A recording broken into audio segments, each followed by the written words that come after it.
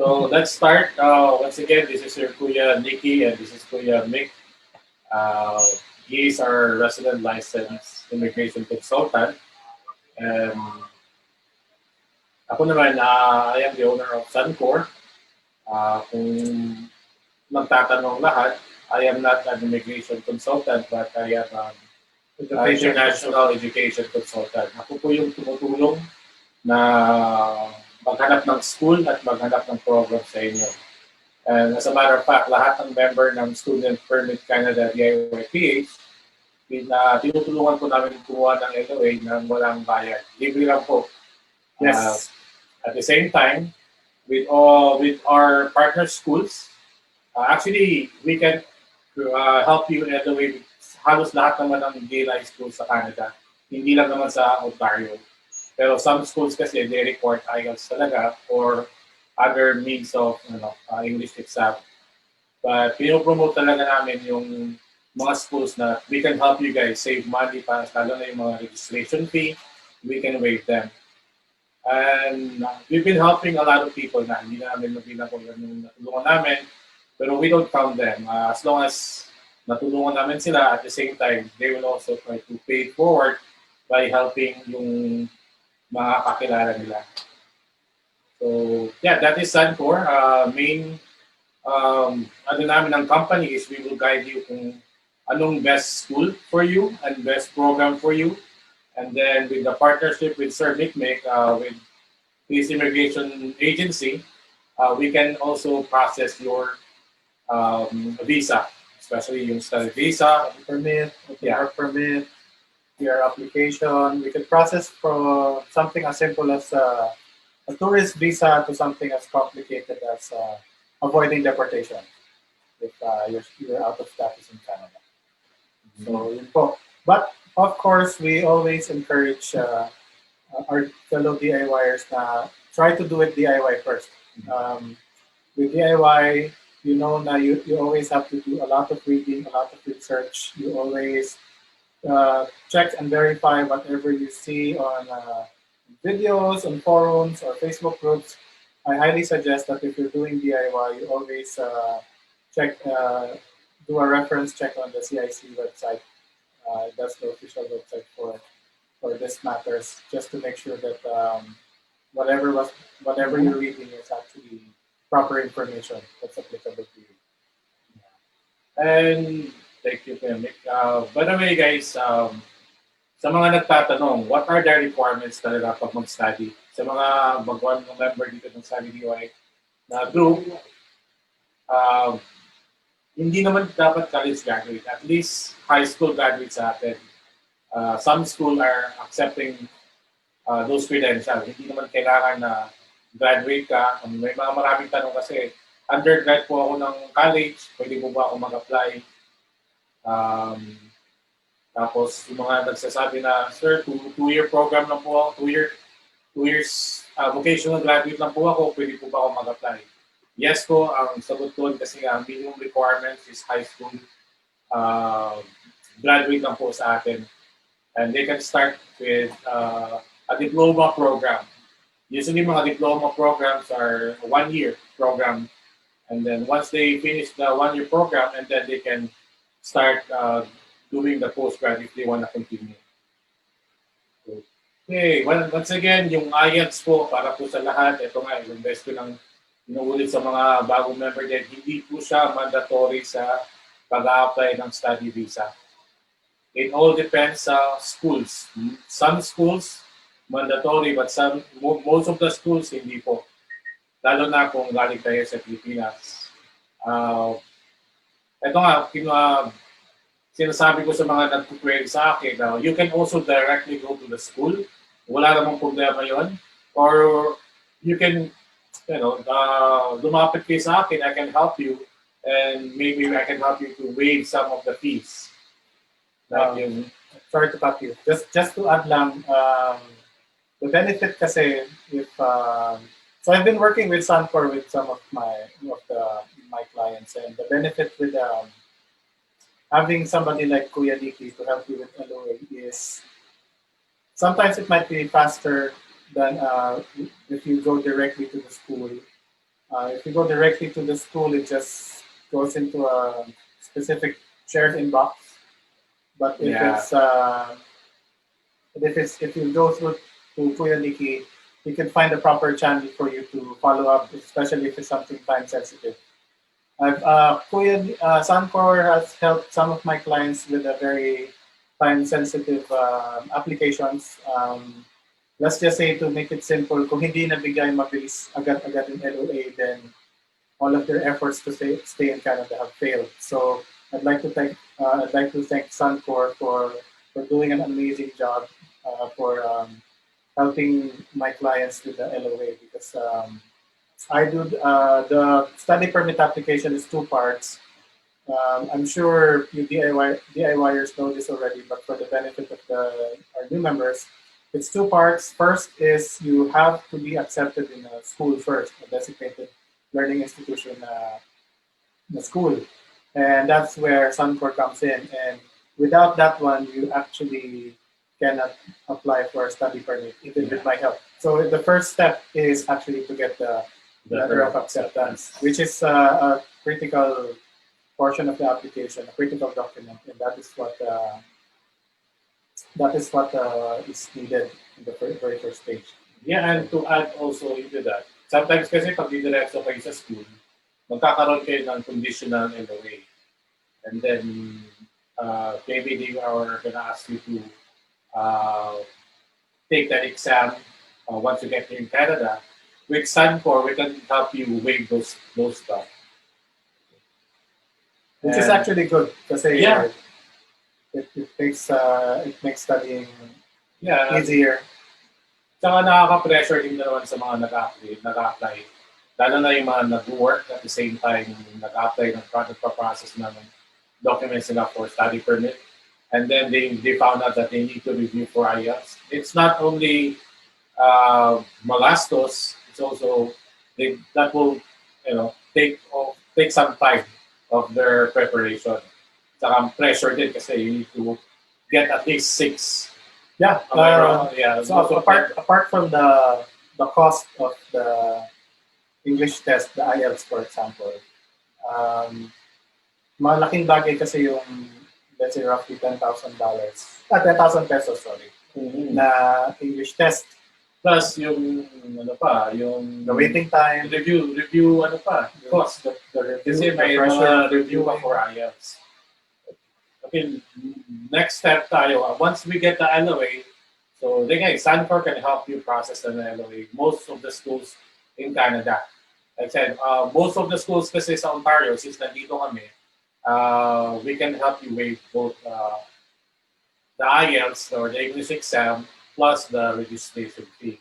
Because yeah, since my partnership, yung Sun-Cor with the school. Next question, may question kasi dito, bro.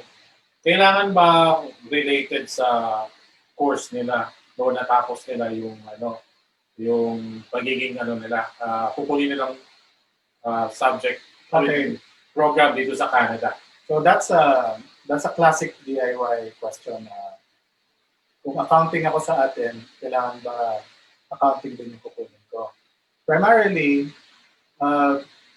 yung kung mag-aaral ka abroad, it's usually for an upgrade, but it doesn't have to be related all the time. I've mentioned this many times already. I myself, as an international student before, what I did was economics graduate, IT, so it's not really related, but I had to explain that our business would not survive with the digitalization and modernization of technology. So I need to upgrade myself so that our business could transform and survive and won't become obsolete. So it depends on the person, it depends on the profile. You just have to be able to properly explain uh, bakit bakit ka mag-aaral. It's plain and simple. Bakit ka mag-aaral? In your statement of purpose or letter of explanation, magsisegue na ako dito, Mika. kasi this is something I always see sa mga post sa mga groups natin, ng mga members natin. The letter of explanation is a document where it's your platform to explain why you will be studying something. Whilst the ongoing trend, unfortunately, is a study DIY. It's becoming a life story that is sometimes too long to consume, and you have to consider the visa officer's time also in reviewing the application. Kung 5 pages yung study plan ninyo, it's very hard to consume everything na babasahin nila lahat yun. So, you have to focus on the main points. Why are you studying this? What's your plan? Usually people also say, why Canada? What's the they present what's the logic, what's the progression from studying this to this. Let's say you're an accountant studying supply chain. How does it relate if it's not hindi sila magkadikit? If you're a nurse, you're going to study health management. So, or let's say you're an IT professional studying as a baker or culinary arts. So medyo magkalayo siya. But if you could show the proper reason, for example, if you have an existing business that you want to expand and it's outside the domain of IT, and this is the reason why you have to study, then it makes more sense. It has to be something that you can justify. Let's say, let's go back to this culinary. You want to put up a restaurant, an independent restaurant, but you don't have a name, you don't have a market. And sa atin sa Philippines, we love something na export product. So if you study that, that would solidify your business, or it would be a good marketing tool, which would actually be a good return on investment.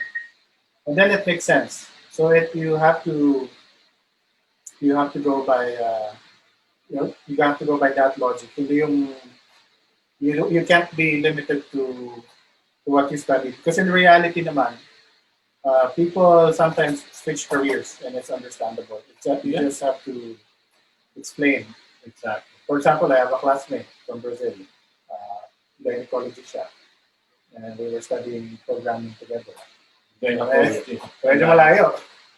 So it's possible. It's just Pwede siguro yung, if you want to explain I'm a nursing graduate, pero I wanted to be a chef. I want to study culinary.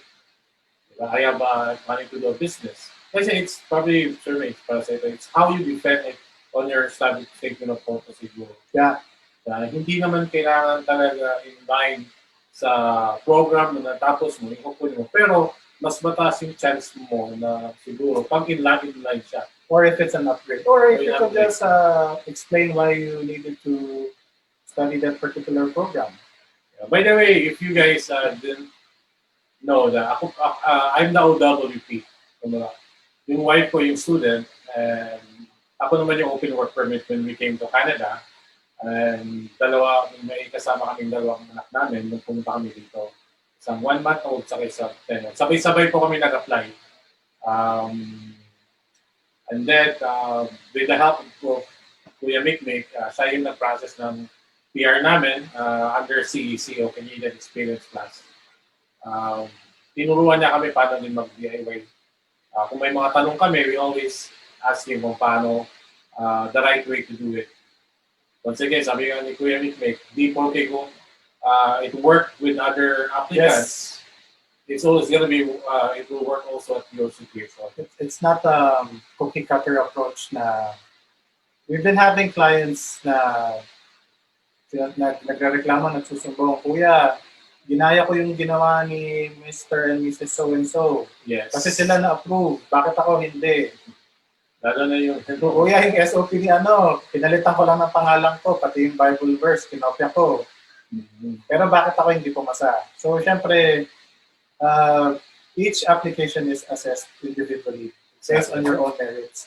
Not, it doesn't mean na kung pumasa dun sa isa, papasa din sa'yo. You have to do your due diligence in your application. Yes, exactly. Saka yung isang napapansin ko din, bro, yung madam si Sir na, Kuya Nikki, mas madaling ma-PR sa other provinces. Pwede pa doon na lang kami. Kung mas madali sa isang province, ang first question doon, sana nandun lahat. Yun nga eh. Sana nandun sila lahat. So for example, normally people would think other, let's say, pilot programs. Exactly, yung sa Alberta AIPP program. For example, AIPP, Yes. which would end on December December 2021. 2021. Yes. So it's employer driven. So we actually met some people who were there who actually had to go here kasi wala silang mahanap na designated employer.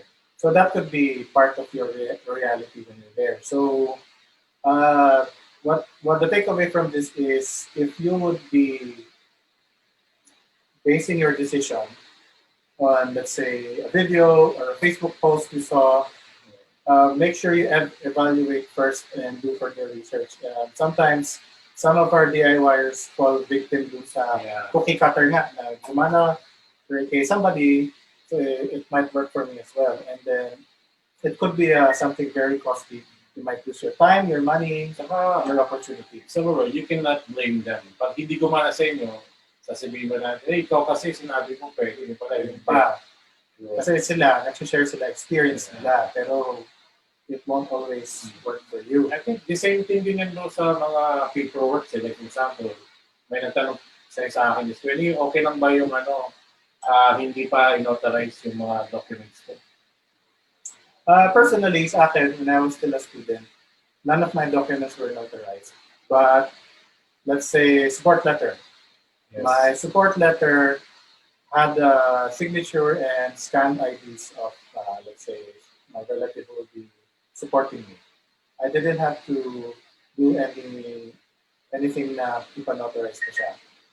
I also had a support letter of my own spouse when I was applying for my study permit, and we didn't do any notary naman.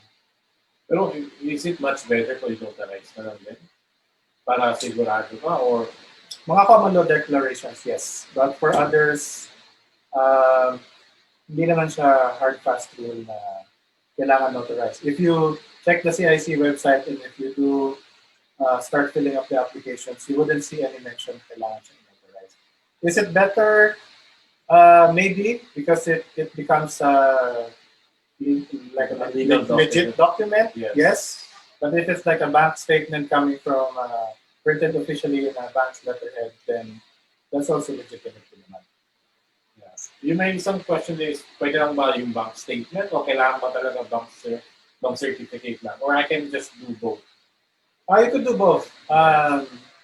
Mas mano kasi yun pag hiningin ka lang ng bank kung binigay mo yung dalawa, is legit naman. Yeah, kung wala naman kayong tinatago, why not both? Deliver naman. I mean, it's almost free if you ask your bank naman for it. I saw some questions. Wait, time check, 20 minutes na pala. Nandiyan pa ba sila? Okay pa ba kayo? May nag-review pa ba? How many viewers tayo so far? Viewer check. May question from EHS Angge. Sir, pwede pa ask question. International student po, plan to move in Alberta next year. After ng school, pwede po doon mag-apply ng PGWP. Dito po ako sa Toronto. So PGWP naman, it's not province-based. Yes. So if you want to move somewhere else, then it's fine. But if your plan is kasi if you're it depends also on the reason why you're moving to Alberta. Kung moving ka to Alberta for the Alberta Opportunity Stream, it's you have to double check again the documentation on that. Kasi some provincial nominations, for example, they require that you actually study there. And if you're a PGWP holder, in some provinces, you actually have to practice what you study. So if you finish, let's say, a marketing degree, your profession during PGWP has to be in the marketing field, hindi pwedeng for marketing bigla naging computer programmer ka. So you have to check that one. Yes. Shoutout lang kay Isabel Jimenez Villano Duco watching us from Bohol, Calabasan. By the way, guys, ako pala ay Bisaya food ko. Shoutout sa mga Bisaya dira. I am from Iligan City and my wife is also from Bohol, pero yung parents ko is from Cebu.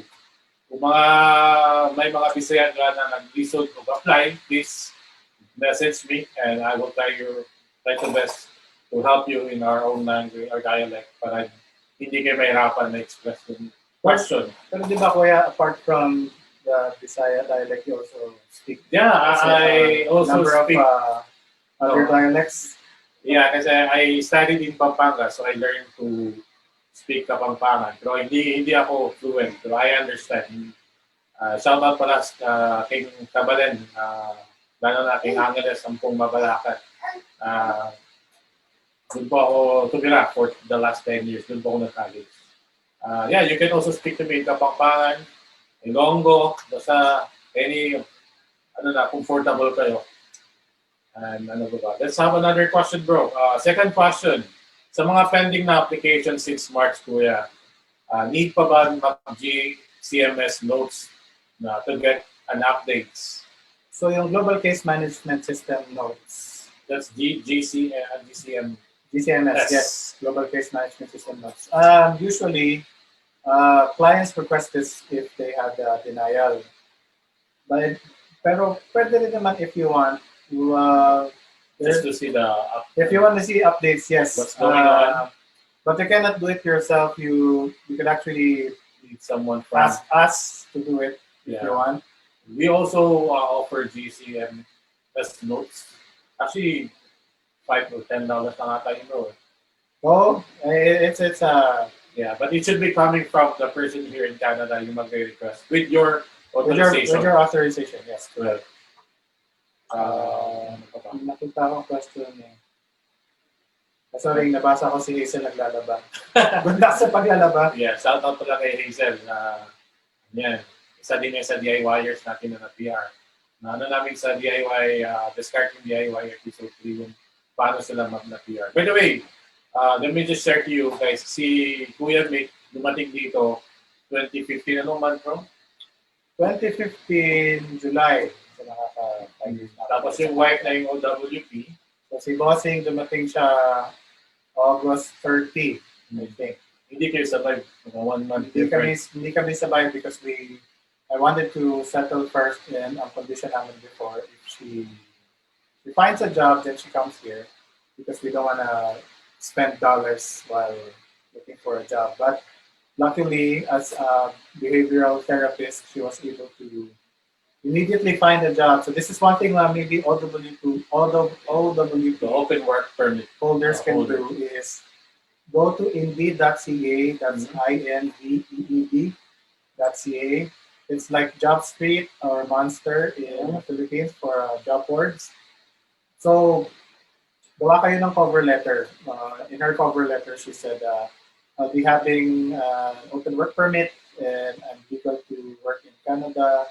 Here are my credentials, blah, blah, blah. And then she actually got Skype interview, phone interview, and then she got the offer via email. And then, Wala pa siya dito sa Canada. wala pa siya dito. That's why we were able to expedite our PR application. We did it in 2 years or so. 2017, PR na kami. Yung PGWP ko and my PR was Hindi ka days na apart. PGWP. Dumating siya and then after a few days, dumating na rin yung PR approval namin. Good. I mean, So, yun. sa yun sa mga diskarte ng mga OWP. Under Yes. CEC, di ba, bro? Yes. Canadian experience. Under Canadian Experience Class pa rin. So, what's good for couples is there's a chance that we could expedite it if and some of our applicants kasi know this na pwede pala na yung spouse yung naging primary Yes. pagdating sa PR application. Tulad sa akin, since ako Yeah, yung actually, yes. Perfect example. OWP, pagdating ko dito, mahirap kasi sa mga call center nagtatrabaho dyan, ako din. I've been working sa call center as customer service, tech support, as a workforce for almost 10 years sa Pilipinas. Dito na mga bilang call center na puntahan ko. Yan, kasi from Pampanga to Manila, yun. Especially sa technical, kung techie ka, mas madali ka makahanap ng work dito. At the same time, yung sa workforce, yun ang trabaho ko ngayon. I'm a workforce analyst here. And it was considered a skill job. And yun yung trabaho ko kung bakit kami na-PR in less than 2 years' time. May tanong dito, bro. May mga agency kasi daw na pinupush pa rin sila mag-private. May mga agency na pinupush mag-private. Oo. So, nandito Okay. na sila ngayon. Ano yung best option nila? Okay, so unfortunately, most if not all private schools, kahit na if you remember what I said earlier, kailangan DLI yung school nyo, designated learning institute. Kaso, unfortunately, it doesn't mean that if DLI siya, eligible din for PGWP after graduation. So, if you're in this situation na yung napili mong school is hindi siya PGWP eligible, Yes. Nandun sa website ngayon eh. pwede naman kayo mag-change ng DLI Yeah. and then get a school na, let's say, maybe Sun-Cor can help you if it's time sensitive, para you could switch DLI. So whatever you're studying, the money you're spending would actually count towards your PGWP. So yun po yung pwede Bro, may magawa doon. tanong dito. Kahit pa saan sila sa isang bansa, pwede sila mag-apply sa ng study visa. Sorry, nalito ako. I mean, nagtanong kasi dito, sir, nandito kami sa UAE, pwede ba kami mag-apply ng study visa? Yes. Pwede naman. I mean, actually, si Sir Mick, most of his clients ngayon, halos Is, taga Dubai. Dubai, Oo, UAE, iba, basta, nandito na. Middle East, di ba, nandito na actually. Iba, mga naloko na kailangan na ng Yes. remedyo. So guys, before muna, i-share nyo to sa mga kakilala nyo rin. Na bago kayo pumunta sa agency, double check nyo muna yung review. Make sure it's legitimate. Kung kaya nyo i-try mag-DIY, we will push you mag-DIY. Yeah. Kami, si Sir Vic, Ako, nag-offer DIY din ako. nag-offer din ng visa assistance. Pero pinupush niya muna kung kaya mag-DIY, Yeah. why not? Diba? Kasi you'll save a lot also if you do it DIY. Exactly. And you also educate yourself and protect yourself by knowing the law and the policies na surrounding that application. Wala naman sa website ng CIC na you need to have an agent or a lawyer. Actually, ang nakalagay doon, you do not need Exactly. a lawyer or a consultant to apply. So that's for consumer protection. I saw a question from Sir John and Ma'am Philomere Duran. Between Hamilton and Kitchener, saan po mas maraming job opportunities for part-time? The answer here is it depends on what industry you are. Kitchener is Progressive naman yun. yes, Kitchener is para siyang tech hub. Maraming startups, so if you're a programmer, it's actually a good one. Madami din siya mga long-term care facilities. Hamilton is more of Hamilton is parang ano rin naman Mississauga. Yeah. It's very close to the GTA. Like I said, check Indeed.ca. You can filter it by province, by city, by location, and by the industry you want. So depende sa depends, yeah. Depende sa work. If there's a specific job that you really want. Yeah. Pero kung tatanong is kung maraming job dito. Kahit saan naman maraming job. Kaya lang, it all depends on if it's a skill job or not a skill job. If it's a high pay job or if it's a low pay job. So dito kasi mga tao, it has 2 or 3 jobs. So another question, bro. What is your take or advantages for future international students when Ontario province will now apply EOI system? Thank you from John Telemardo. EOI system. So, wait, update sa akin. Yung expression of interest tsaka point system for, I think this is the OINP. So by October, they'll be hearing thoughts from people if it would become a point-based system. Is it advantageous or not? It might depend on other factors and also on how they will score yung point system. If the point system has, let's say, impact with age, then if you're on an older age cohort, you might be at a disadvantage. If it's no bearing sa age, then there's no factor to it. We have to wait and stand by kung ano po yung Updates. Final updates nila.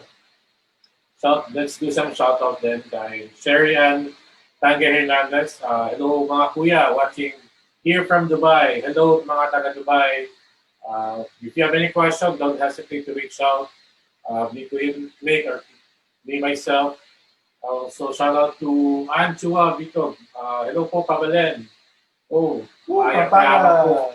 Tekungan from Pampanga. And also, shout out to Alicia and Steph Paras from London, and also Christopher Rabanal, isang office dito. Now planning to wanting to come to Canada and maybe helping them as well. Uh, Apa yung question?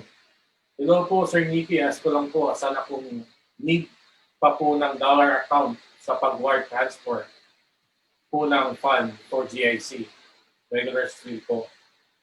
I think maraming nagkakaproblema nito. Nagkakaroon sila ng return ng from the bank kasi nga nung dineposit nila, dineclare as US dollar. Yeah, GIC kasi syempre. GIC is a Canadian Canadian siya. So dapat dinideclare niyo siya as Canadian currency.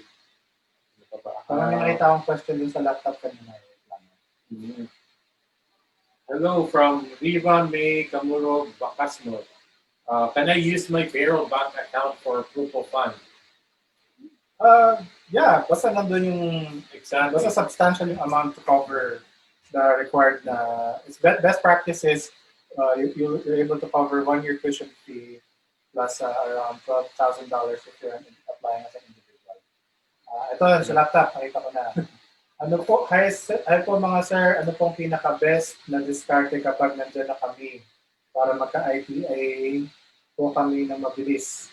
So, nasagot na natin yun eh. It actually depends. Nandito na kayo, it depends on your status. Are you a worker? Are you a student?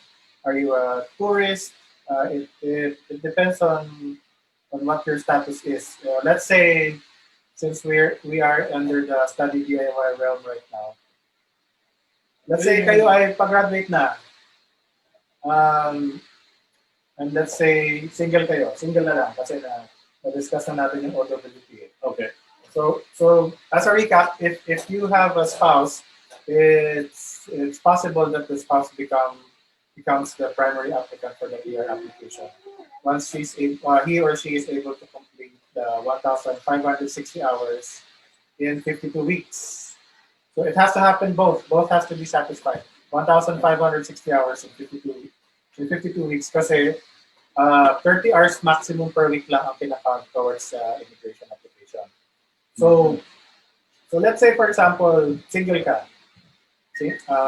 Walang spouse and then you're expected to graduate already. Ano yung pinakamabilis na way na magka-IPA?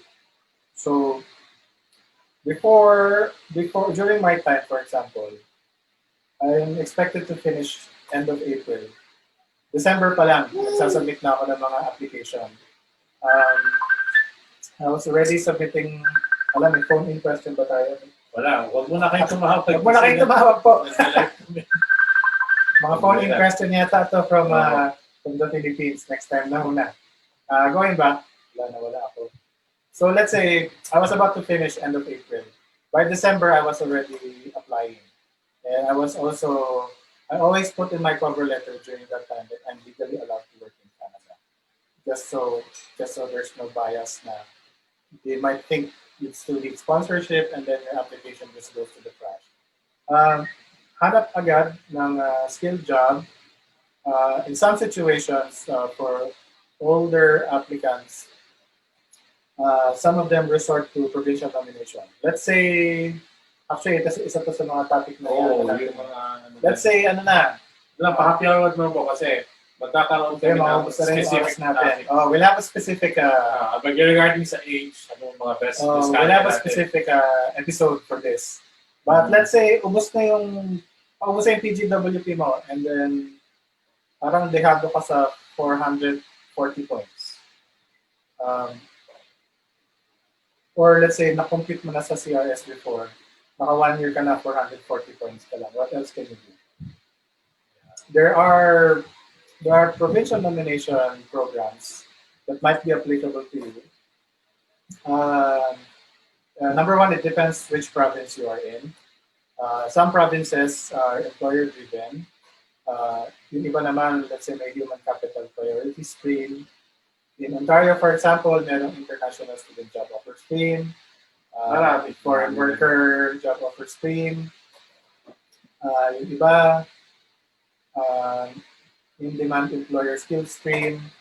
So for example, we have somebody na medyo may edad na, mababa yung score niya, but the employer is actually willing to support and provide a permanent job offer. Iba po yung full-time, iba po yung permanent. Permanent is something na hindi siya contract that will expire yung validity ng job offer sa'yo. So, sa case niya, she had this conversation with her manager. Bossing, medyo kapos ako sa points kahit maka 1 year na masusuportahan mo ba ako for provincial nomination. Yung job ko kasi ngayon, pasok sa job list, sa NOC code, sa job list of industry na counted if I meet the eligibility of, let's say, minimum 9 months experience plus the permanent job offer. So if this is the case, then you would be hindi na kayo pasok sa you would dismiss the path ng Canadian Experience Plus. You would then go for provincial nomination program. But for others naman, let's say 50 points na lang pala yung kulang, hindi 600 points. So yung ibang employers din naman are also willing to participate in an LMIA process. But sometimes it's hard to convince employers, or it's hard to find employers to qualify. So yun po yung mga pakapyaw natin. We have to, I think it deserves a different episode for this kasi marami pang way. We promise na we will discuss yung specific path per episode para makaroon tayo ng at least 30 to 45 minutes siguro ng discussion. Para talaga mapaghandaan din namin na ni Kuya Mick yung din. Yeah. Kasi right now, ang daming questions ngayon, hindi na namin, disclaimer lang kung hindi man namin masagot sa live video ngayon, I will try to answer the question through the comment na lang, magpo-comment lang tayo. Or we'll just have a separate recap from the, maybe on the next episode we could have a recap. Question. By the way, for LOA, pa-shout out pala for Pancho College for sponsoring our cup. And yes, they're open already. Yung September 2021 intake nila, they're open, and also with other schools. I think that answers Michelle. Yeah, for Michelle go. Yeah, question. Why Pancho? Kasi ito yung Pancho College kasi is one of the big amount of Filipino students natin. Yes, malaki ang Filipino students community. Shout out kay Carly at saka kay Steph. Sila yung mga ate. International student na nag-graduate na doon. And now they are doing their PGWP. Yes. I guess we have one question. Happy birthday pala kay Ate Carly. Carly. Yes. Happy birthday, Carly. Tan. Yan na. I think we could maybe take 2 more questions. Yeah. Overtime na yata tayo. Sige. Like I said, we promise you guys that we're going to be doing this on a more regular basis. I think 2 more questions. Sir, I got my WES or ECA or Educational Credential Assessment of 2 years post-secondary back on 2017. Through web form, they gave me a confirmation that if I apply for upgraded report, they will upgrade it to bachelor for 4 years. Can I use the ECA updated to document by document to apply to express thanks in advance? Kasi si ECA used to check kung used to verify the educational credential kung ano equivalent. Sorry, hindi ko mabasa nasa laptop. Kasi si WES, World Education Services na certification, what it does is a certain na yung inaral mo Yung equivalent niya. Ideally, for international students, dapat na makuha nila yung bachelor's degree. There are also other Education Body of Pedestrian Organization. Yeah, there's IQAS. Yung West, by experience lang, no, yung West kasi, sorry bro, Yeah, sure. pinakamabilis silang mag-response. It will take us 2 to 3 months makapag-response na sila na anong equivalent ng course mo sa Pilipinas. Yung ICAS naman, by experience, na ano ko din, na Sometimes they're more generous. generous siya pero matagal. Yes, we've been getting feedbacks from fellow DIYers. For example, si Wes only gave you 2 years. 2 years. Diploma. Pero nung nagpa-IQAS, nabigyan naman ng 2 years, but 3 years bachelor's, which is good. But also make sure na when you're requesting this document, it's for immigration purposes. and we would recommend na habang nandyan pa kayo sa Pilipinas, please do process your ECA, Executive West or ICAS kasi matagal po siya and it's valid for 5 years. It might be easier for you to communicate with your school also if you're there. Yes. We have experiences na yung ibang schools, they're not as responsive online, so people have to send somebody. So it's good if you always have it to do already. I think may isa niya tayo na, sir, nagsara na yung school ko. Yes. Paano kumuha ng credential?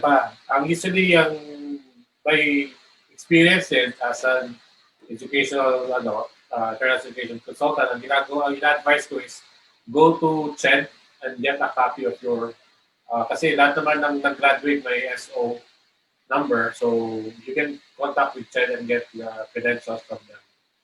Since kung close na yung schools nyo. Okay, one more question, bro. Question si Mr. Mark John Bashar. Okay. It's about, do we have any idea if malilift na yung travel ban? Meron po ba kayo idea kung makaka-travel pa rin papunta dyan? Yung mga na-approve.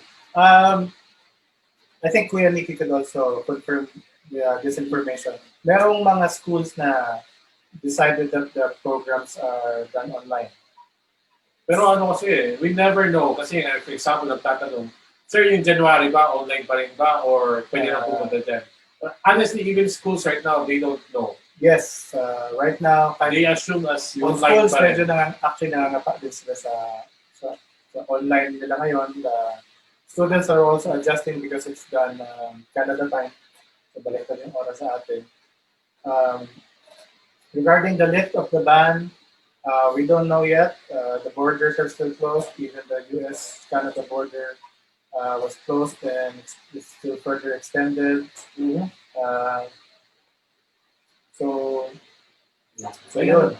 May ano tayo bro, John Patrick Pineda. Sir, Fancio, here, 5 days lang labas ng LOA ko.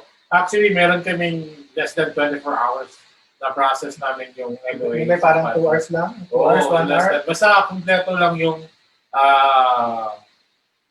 kompleto lang yung documents. Usually, requirement ng Fancio is through us is high school credentials, saka college credentials, saka passport. We don't need the MOI no more. At saka we process the LOA for free. At the same time, we waive both IELTS and registration for Fancio College. And also some of our partners. Hey. Last question daw. John Patrick Pineda. For example, you have your GIC na po. Do you need affidavit of support ng father? Ako, since siya po yung magpa-fund ng pag-aaral ko. It depends how much you put in the GIC. If the GIC is sufficient to actually cover your stay here, baka yung sa tuition na lang. I don't have 100% knowledge of your application now, but assuming na nagbayad ka na ng tuition fee, tapos may GIC ka pa, then na-address mo na yung fund mo eh. Na-address mo na, extra mo na lang yung sa father mo. If you still want to add some more, then it's also okay. Sometimes kasi bro, di ba magiging ano pa yun, parang bait sa immigration. Kasi bayad mo na, bakit nangihingi ka pa ng sponsor? Sometimes yes, na baka mapasama pa. It depends on also the quality of the sponsor. How you present it actually. How you actually present Bro, ito bro, Okay, kasi so si Sarah, ano to, medyo, shoutout pala kay Sarah. Sarah Gayadi. Yeah. Okay, so ang tanong niya, IRCC reform, Manila and Canada, magkaiba po ba? Saan po ba napupunta ang mga Pinas applications? It depends. Uh, there are case processing centers, CPC. Some are in Edmonton, some could be in Manila, some are in Mississauga. Sometimes case processing centers, they have a specific one. For example, family sponsorship is in Mississauga. Edmonton, I think they process student applications as well. And sometimes nandun din sa Philippines, yes. So yun po. May time pa ba tayo? Shoutout na lang kay Riva. Guys, thank you very much for really, for joining us this, our debut for our evening with the Kuyas. We'll promise to continue active and, we'll do another session. Right With now, this we, one? we just have some technological hiccups. Yeah. Right now kasi medyo ano lang.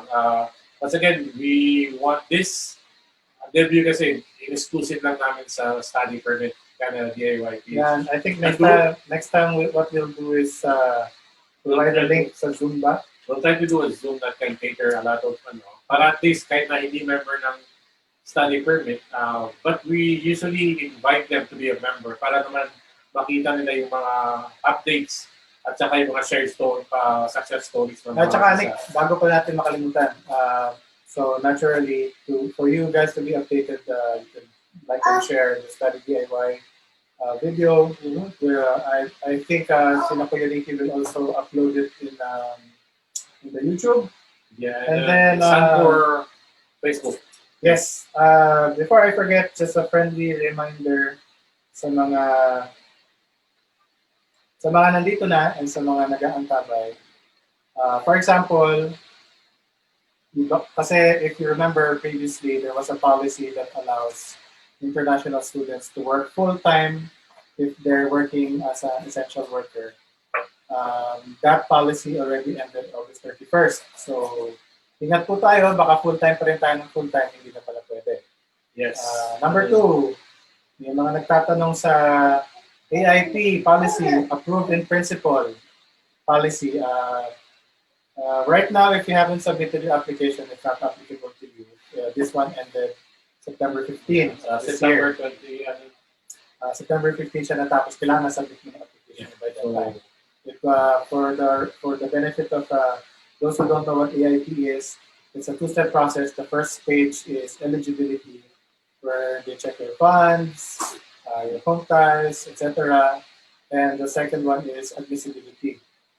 You might be approved for eligibility stage, but that doesn't 100% guarantee you'll be approved for stage 2, where you can actually travel here now. Sometimes you might be approved for stage 1, and unfortunately, you might get denied on stage 2. So there's no guarantee. Yep. Also, for those here already in Canada, starting September 21, some of the Service Canada services will slowly start to resume service for, let's say, citizenship, PR application, PR biometrics, just for some parts of Canada, and I hope slowly but surely they will be in full force again. Number 4, DFS Cebu will be open next week. Sa mga biometrics, Yes. passport submission and stuff. So, ito ng mga taga Cebu. Yeah. Ayay, mga taga Cebu. Ay, mga taga Manila, antay-antay pa po tayo. Kung pwede na kayo pumunta ng Cebu, pupunta na kayo doon. Saka ano pala, Kuya Nikki, dahil I noticed nasa 15,000 members na. Yeah, in celebration Study DIY. So, the 15K members of the Study DIY. Permit Canada DIY PH. We'll offer, Yeah. or I'll offer, I'll pick three lucky students or applicants that will have free 1-hour one-on-one consultation with me. Basta mag-comment lang kayo and also share So maybe we'll come up with the mechanics for that. Obviously, we need proof they participated. And then we'll just randomly pick it. Stay tuned for that. But How that promotion will work. Libre po ito. Walang bayad. I'll be the one that you will be talking to. So rest assured na I am legal to provide you.